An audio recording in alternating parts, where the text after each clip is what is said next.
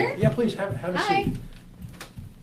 So, if you're just joining us, in this hour we're visiting with the folks from the Lincoln School, well, actually the Rhode Island Festival of Children's Books and Authors. It's held annually at the Lincoln School. It's been going on and off now for 25 to 30 years. It is one of the most important children's book festivals in the nation. What's unique about this is not only does it support international talent, but it also brings a lot of international talent who happens to be local here. Welcome to the coalition. Thank you. All right. It's nice to be here. Nice to be here. Thanks Now, for having me. Just since I'm sharing a couple of personal anecdotes, Please do. you were involved with a book because you've had literally two different careers. You've been both an editor at a very high level. This is true. All right. Yeah. And also a children's author. You probably didn't know this, but Desborough actually, for a short period of time, actually lived in Cumberland, Rhode Island. There was actually a small mouse with big dreams. Yeah. Right? I'm sure there's more than one. Right, but Yeah. but she was in Cumberland, Yeah. Rhode Island, and Interesting. we still celebrate that book, and we have the collectible lunchbox, and the we went to the movie the first night it was out wow. in the middle of a blizzard because Desborough was a small mouse with big dreams. Yeah. Yeah. So you have a fascinating background. You have a master's in fine arts from Emerson. I do. Okay, and so. You've clearly done your homework. Well, it's a lot of fun. The great part about having your own show is you get to interview and meet all the kind of really cool people that normally you just wouldn't get to talk to. That's right. So this is just a lot of fun for me. So you actually started out on the editing side. I did, yes. So you're with Scholastic, a few other imprints. I was as well. with Candlewick Press for just under a decade, and then I was at Scholastic Press for about 3 or 4 years. Yes. Right. So you worked on, you talk about seminal children's books. You, according to what I researched, you worked on Winn-Dixie. I did. Yes. Yes. That's I guess I'm the one who discovered Kate, if you Kate can Camillo. say that. Yep. Kate DiCamillo, yes. Yep. I was, I believe, an editorial assistant at the time. I think I was 26. Wow. Yes. But I was a very hungry 26-year-old editor. And when I was brought into Candlewick, one of my first jobs there was to clean out the office of an editor who had gone on maternity leave and had decided not to come back. And so there were a lot of manuscripts in her office that were waiting for someone to give them attention. Right. They were submissions, I should say. And so I would bring home these boxes of manuscripts and read through them and decide how to respond to them and make notes on them as to how they should be attended to. And one of them was because of Winn-Dixie. And I had read enough manuscripts at that point to know that this one was really special, although it wasn't, it was similar to the book that you read today, but it was a couple of drafts away from the book that you can read today. But I could tell right off the bat that this person really knew how to tell a story. Right. This person was a craftsperson. And so at the time, I had no ability to sign up a book on my own, but I wrote a very impassioned editorial letter to my boss and just said, we have to sign this book up. And I went into her office and I handed it to her and I said, you have to take a look at this. And I really credit her that, first of all, that she saw the same thing that I did in it, which wasn't very hard to see. But that she then allowed me to edit the book. Wow. That's an awesome responsibility. Yes, yes. Although at the time the book came out, fiction really wasn't on the rise. Really, picture books were kind of the hot commodity. Right. This is back in the sort of mid to late 90s. It was sort of right before, or just before, sort of the Harry Potter craze that really kind of brought middle grade novels and novels in general back into vogue. So it wasn't so strange to have someone inexperienced working on fiction because that wasn't seen to be sort of the hot thing to work on. Right. So it was a way for me to kind of learn the ways of publishing. But yes, it was an incredible. Looking back on it now, it's like, how did they let me work on that book? But it was also, I was really hungry and just put everything I had into that book, just everything I had. Talk to me about Despereaux, because it get personal. I mean, just how did that book evolve? Well, that's a funny story, and Kate has told this story too, that she sent me the first 30 pages of that book, and she was didn't seem very confident about it, and just said, like, I don't really know what this is, and it was it's very different from Because of Winn-Dixie, which is, takes place in the South, and it's fairly realistic, and this book is like it's a fairy tale. It's a dark but very challenging but fascinating right. fairy tale. That's right. And it celebrates in its own way the celebration of people's individuality. That's right. But it was very different from what she had written before, Right. which were these very Southern novels about real kids with real problems, and I think that there are some publishers who would prefer that an author would kind of, if they're done really well writing a certain thing, they want more of that same thing. Right. And so I think that's where some of her insecurity came from. Like, I don't know if this is too different for you. Right. And for me, whether I'm an editor or an author, it all comes down to, is it a good story? And it clearly was. And so my response to her was maybe 2 words, and it was just keep writing. And that's how it started. She just kept writing that story and delivered it to me, and off we went again with going back and forth and editing that book. Right, and to me, it's what's fascinating as someone who's not a writer, but I think I can appreciate great writing, is that both books were amazingly written, amazing reads, and both translated into really interesting movies too. Yes, absolutely. Yeah, Well, they're very cinematic. They're both very cinematic. She's a very cinematic writer, Right. so they lend themselves to the big screen. Okay, so what was that creative spark? What was that moment when you said, okay, I've spent a number of years working with writers. What was the moment when you decided you had to make the leap yourself? Well, it's funny because I had always been a writer. When I went to grad school, I went to school for writing, and so I'd always considered myself a writer. When I needed to make some money, which is why I decided to go into publishing. And then, you fall in love with working with other people and helping them to make their stories better. And you just throw all your creative energy into that. And that's what I did for a really long time. While I was editing, I did get inspired. You just get inspired by working around so many creative people. And that led me to say, I get some ideas. The ideas just came to me, and I said, maybe I'll try during my downtime to write a couple things. And I didn't have a lot of downtime, so the first things I wrote were picture books. Those are the first things I had published. Right. I didn't have the time to sit down and really think about the full story of the investment that a novel or even a chapter book requires.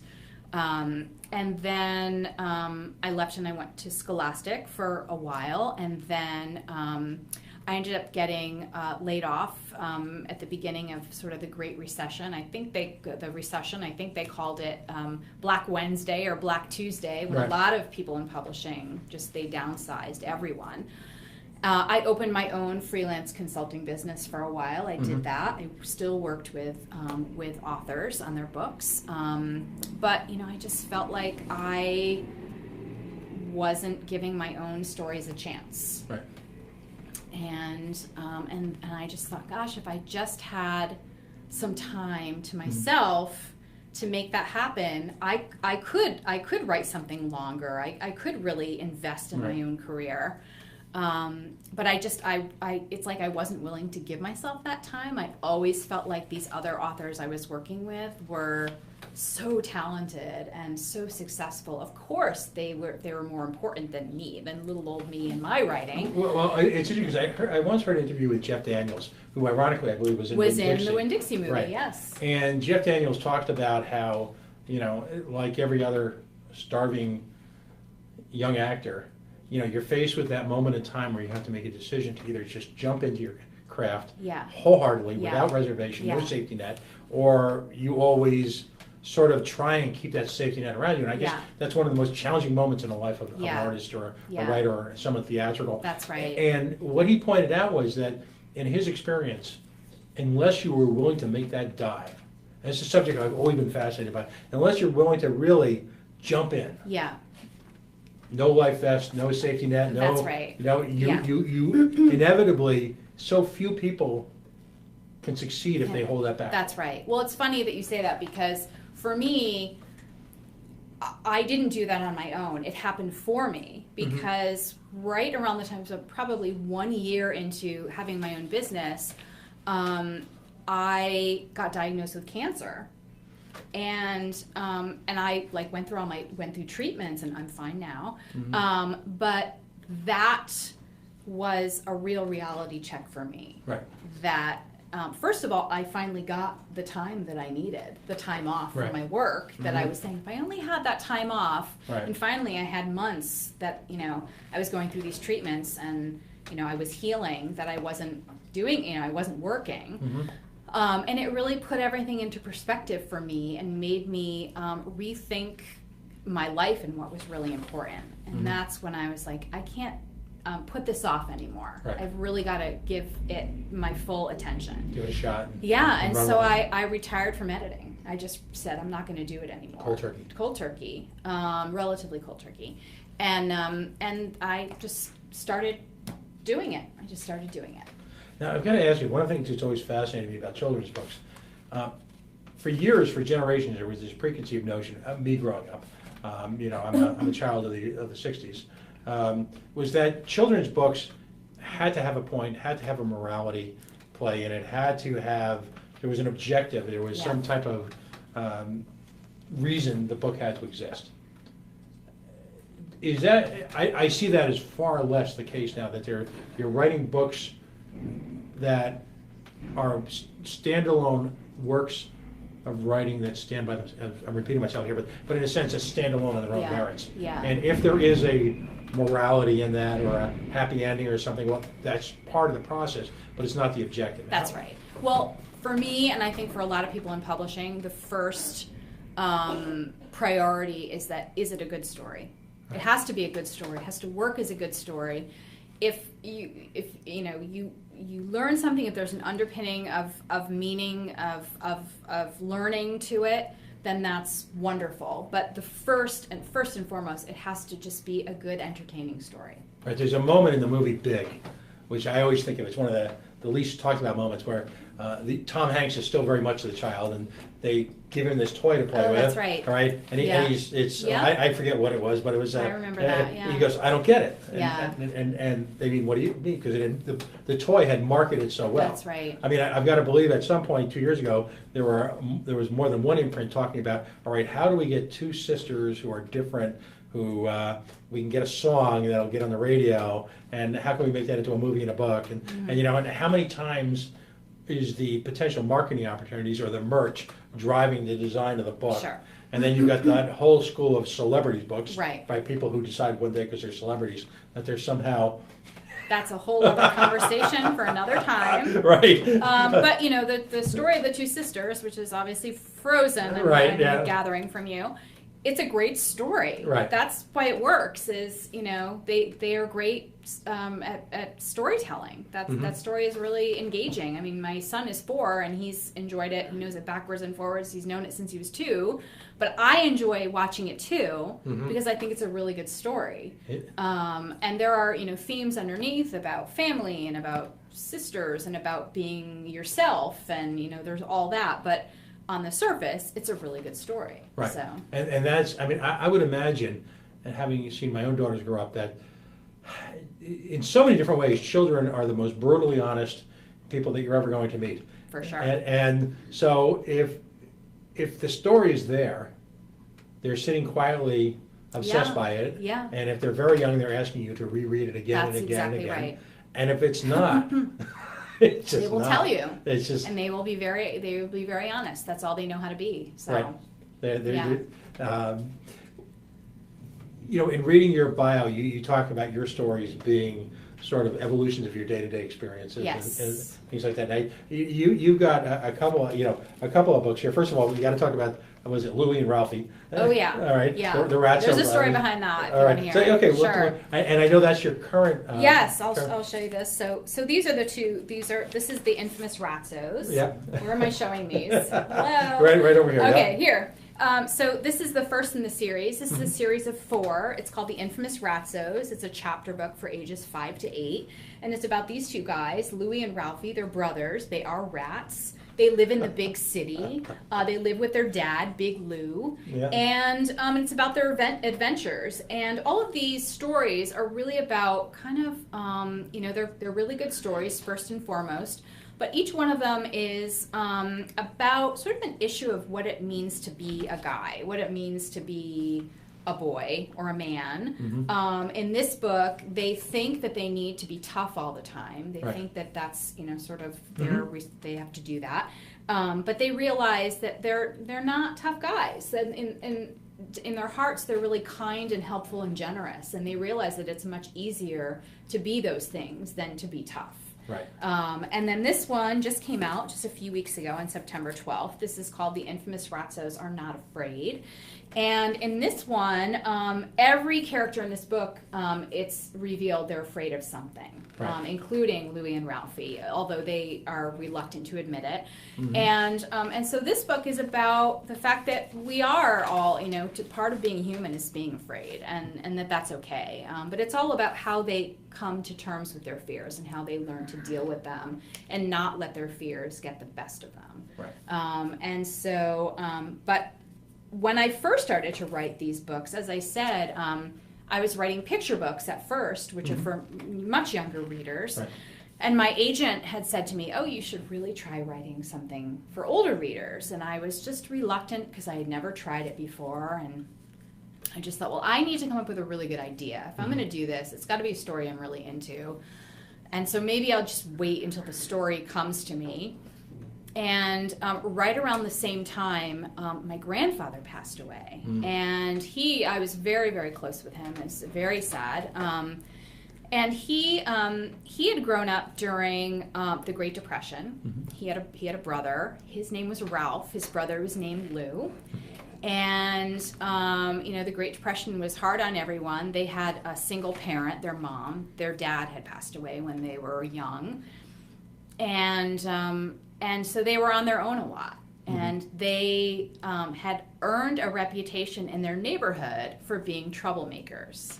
So this is a story I heard all the time when I was growing up. And when I heard that story, I would say, well, what kind of trouble did they get into? I wanted to know. No one would tell me.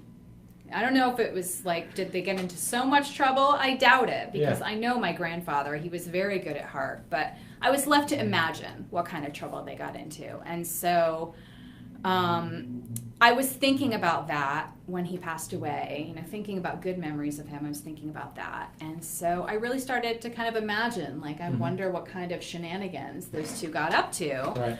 And that just kind of coincided with me needing to come up with an idea for this chapter book. And that's how The Infamous Ratzos was born. And their names are Louie and Ralphie.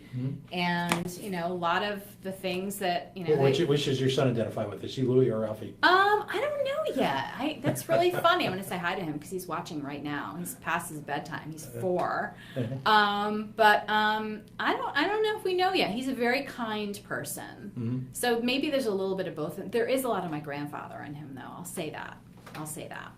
Yeah. Now, you've got a couple of other books. You've got the Bland Sisters. I brought those 2. So this is another one. This is for slightly older readers. This is for, I'd say, 7 to 12. This series is a series of 3 books. The Ratzos will be 4 books.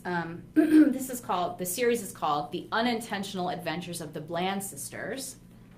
The first book came out last January. This book is called The Jolly Regina. And this series is about these 2 girls. Their names are Jaundice and Kale Bland.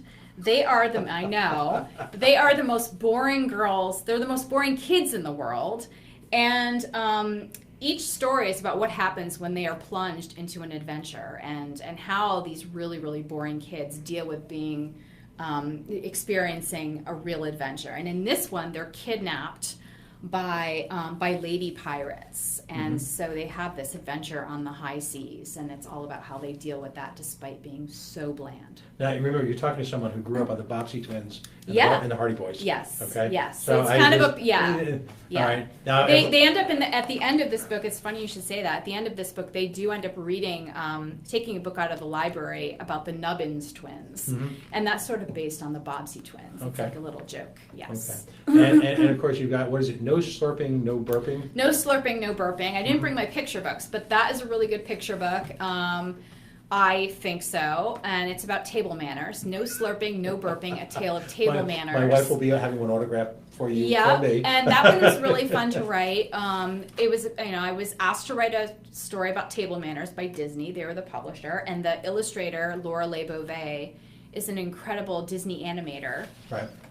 And so they asked me to do a story about table manners, but I never like to do a book the way anyone else would write it. I'd like to put a very original spin on it. And I didn't want to do a book that was preachy and teachy about table manners, because that's super boring for kids and for me. And so in my book, the dad has really bad table manners. I can't imagine that. I'm sure you can't. I'm sure you can't relate. And the kids have excellent table manners, and they have to teach So the dad. you wrote this at my house. Well, I wrote it at my house, at my family. It kind of came from, I'm not going to name any names, but there are some family members in my life that could use this book. That could use a lesson, a little brush up. Yes. Yeah, there you go. Yeah. That's awesome. Now, can I put you on a spot for a little bit? Can you do a quick read of one of them? Oh, I absolutely could. What would you like to hear? Well, I actually probably pick. No slurping, no burping would have been I don't have instrumental. that. I don't. But, Yeah. no, I'll have to send you that. You can brush up. Yeah. But something from the Bland Sisters. Oh, There you go. sure, yeah. Okay, so this is from the Unintentional Adventures of the Bland Sisters, the Jolly Regina. I should mention that the Bland Sisters are so bland that the only book they read is the dictionary. And so every chapter starts with a definition from this dictionary. Right. So chapter 1, the definition is tepid, adjective, especially of a liquid, only slightly warm. If you ever find yourself on the road to Dullsville, you might encounter an unassuming house. In it reside the Bland sisters, Jaundice and Kale. You might tell the Bland sisters apart in several ways. First, Jaundice prefers to dress in gray, while Kale favors brown. Second, Kale wears her hair parted on the side, while Jaundice parts hers in the middle. Third, Jaundice is left-handed, while Kale is right-handed. Fourth, Kale is seldom seen without her backpack, in which she currently carries Dr. Nathaniel Snoot's Illustrated Children's Dictionary, a rather large leather-bound tome with a cracked spine reinforced with many layers of tape, a gold-stamped cover featuring the beatific silhouette of Dr. Snoot himself, and tabs along the side for each letter of the alphabet. The dictionary is the Bland sisters' favorite reading material and their main source of education. Carrying Dr. Snoot in her backpack is Kale's main source of physical and mental exercise. Fifth, Jaundice is known to wear a smock featuring an inordinate number of pockets. Being the more skilled seamstress of the two sisters, a skill learned from one of Dr. Snoot's educational sidebars called Know Your Stitches, Jaundice sewed this garment herself out of an old curtain and the upholstery of a long-since discarded couch. Usually the pockets contain such treasures as a sock-darning needle and thread, several milk bottle caps, a long shoelace with various knots tied in it, and half of yesterday's sandwich wrapped in a napkin. Jaundice tends to forget to empty her pockets before her smock goes into the wash, much to the chagrin of Kale, who does the laundry. Other than these few distinctions, the Bland sisters are just about the same. Is that good? I could go on, but I'll stop there. Outstanding. Now, so you'll be at the festival again? I will be there, yes. All right, folks, again, if you're just joining us, this will be available on our YouTube channel. A delightful hour spent with some delightful people. This is, of course, I call it the Rhode Island Children's Book Festival, but there's a formal title to it. Rhode Island Festival of Children's Books and Authors, yes. All the information can be found at lincolnschool.org. Your website is LaReau.com, now spelled That's right. RALAREAU. Yes, dot and com. I appreciate you pronouncing my name correctly. No, I watched the video. That's good. That's good. Yes, that's why I have it on my website. You You too can learn how to pronounce my name. Yes. There you go. You'll be there. You'll be. You're doing one of the presentations? I am, yes. Mhm. I'm going to talk all about my childhood, and I will have all kinds of embarrassing childhood photos, and I'll talk about how I came to be a writer and how I came to write these books. Excellent. Yeah. And your books will be for sale. Wonderful Christmas Yes. and Hanukkah presents. Everything presents, yes. Grandparents. That's my special appeal tonight, is grandparents. Oh, yeah. There are grandparents out there everywhere looking for ways to dote on their children. And I can Sure. think of no better way, no more life-affirming way than to buy a couple of your That's books. right, and I'll have tons of swag too. I'll have bookmarks and cookies and all kinds of fun stuff to go with my books too. Thank you so very much Thank you. for being here. Folks, again, the Rhode Island Children's Book Festival at the Lincoln School, 301 Butler Avenue, or as we say in Providence, or La Prov, at the end of the boulevard. There'll be a special event Friday evening. Again, a movie premiere, food, fun, Saturday, and this is key. Plan to spend the day there. There's going to be writing workshops, some really above average crafts, book related, are going to be there. Authors, it's just, what a great way to not only have a wonderful day with your child, but also by setting an example, a very powerful example, that to your children, how important reading is in their young lives. You set examples by engaging in it yourself. These are signals that they pick up on. If you're willing to invest an entire day, you've got the prospect of changing you or someone near you's life. Again, if you've got used children's books, Books or Wings are going to be there for you to donate. Look at it as you're clearing out the basement, and at the same time, a bunch of great kiddos are going to get books that they might not have otherwise seen. So sharing is caring.